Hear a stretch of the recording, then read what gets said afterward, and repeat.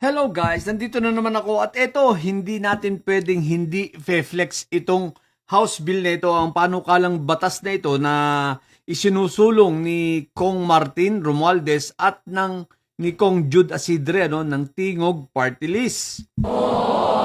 Alam niyo po kung bakit? Ito, yung tinatawag na Comprehensive Farmers Pension and Social Protection Act. Alam niyo guys, no? Ito kung ito'y maiisa batas, aba-aba, napakaganda nito at napakalaking pasalamat natin sa dalawang kongresistang ito. Bakit po?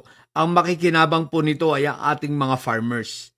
Alam niyo po, hindi lingid sa ating kaalaman, no? Hindi na rito bago na ang ating mga farmers naman, marami sa kanila hindi naman ganun kataas ang mga pinag-aralan at hindi sila nakakuha ng hindi sila nakapag-secure ng kanilang mga SSS or PhilHealth, di ba?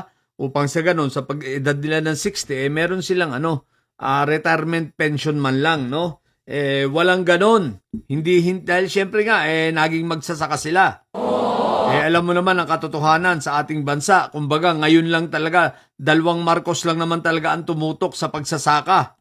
At salamat nga rin kay Senator Kiko kahit papano, tinututukan na rin niya ang sektor ng agrikultura sapagkat ito ay matagal na panahon na napabayaan.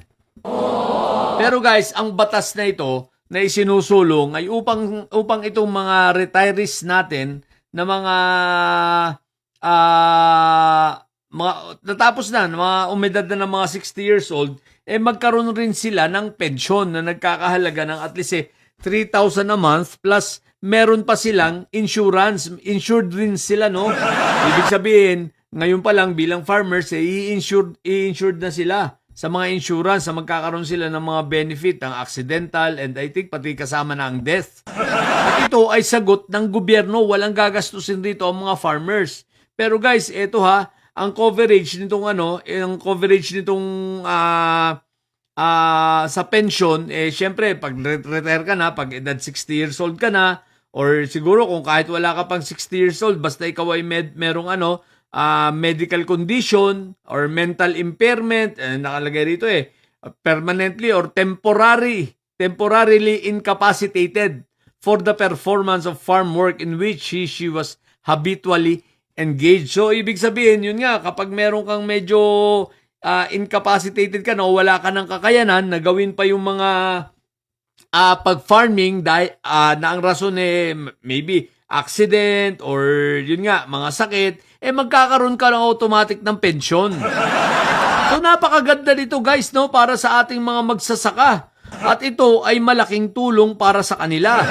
Kaya kahit papano, kung mag-retire na sila at hindi na kaya nila magsaka, may inaasahan silang kahit papano pambili-bili man lang ng mga kape at pagkain. Habang total, libre naman sila sa ospital, libre na rin ang mga gamot ng PhilHealth, di ba? So napakaganda talaga. Alam nyo guys, ang programang ito ng Pangulo, no, synchronized, at itong batas na inihahain ni Jude Asidre at ni Congressman Martin Romualdez, synchronized rin dun sa plano na ipinatutupad ngayon ng Pangulo. Makikita nyo yung pagkakadugsong-dugsong, no? So talagang ang nakikinabang dito talagang yung ating mga nasa kapatid natin o mga kababayan natin na nasa laylayan ng lipunan at itong mga kapatid natin na mga magsasaka, di ba? So kudos sa batas na ito So Congress, nawa ay ipasa nyo na agad ito, i-fast track nyo na to, wag nyo na kayo magpa-tumpik-tumpik pa dyan. Mga ganitong batas ang kapakipakinabang, di ba? Ganitong batas ang mga nararapat talaga at magaganda para sa kapakinabangan ng ating mga kababayan. Katulad na lang ng ginawang huli ni PBBM, di ba? Itong libreng kuryente para sa mga 4-piece natin. Although 4-piece pa lang yun, syempre naman, yung may kakayanan naman, magbayad naman para hindi naman mabangkorote ang ating gobyerno. Hindi lahat ay ma-shoulder ng gobyerno. Ibig ko lang sabihin, ito ay malaking kapakinabangan na yung hindi kayang gawin ni Marco Beta na puro pangako lang, kaya na si PBBM na ang gumawa. Ngayon, may libreng bigas na pinakikinabangan na ng marami. Ngayong anihan, sa Metro Manila, hindi na mauubusan ng 20 pesos na bigas. So, ang laki ng pakinabang, no, para sa ating mga kababayan. At ang tanong ko nga lagi, babalik tayo sa survey, teka, ito bang nakikinabang dito sa mga ito na survey? Habang si Inday Sayad, pinagpipilitan ng survey firm na ang taas-taas ng hindi naman ng survey, hindi naman nagtatrabaho.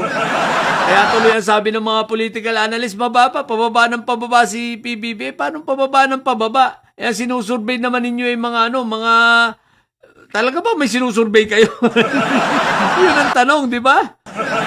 Hindi kayo tumitingin sa nangyayari. Ang dami na pong proyekto ng Pangulo. Ako nga, hindi na magkanda-agaga. Pag nakikita ko, naku, puro de.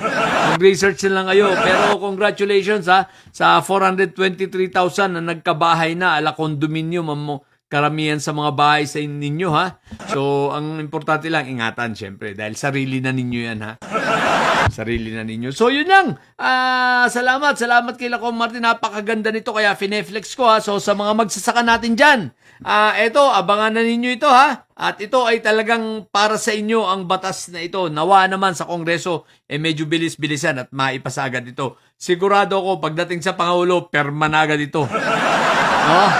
Ang kukontra lang rito, asahan ninyo, pag ang deliberation nito, kung sino magiging counterpart nito sa Senado, kukontrahin nito ni Marco Beta.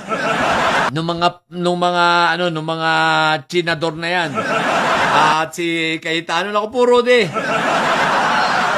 Siyempre, hindi sila ang bida, kukontrahin. Tapos ang may akda pa si Congressman Martin Romualdez, tapos co-author si Jude Asidre, naku, puro de. Walang pakialam yung mga yan. Basta galit sila, talaga walang pakialam yung mga yan. Mga hinayupak yan, Diba? So yun lang, sa mga bobong didilis at may sayad, tatay nyo ay karton. Matili kayo mga bobo at may sayad sapagkat ang may sayad ay laging high blood. Bye!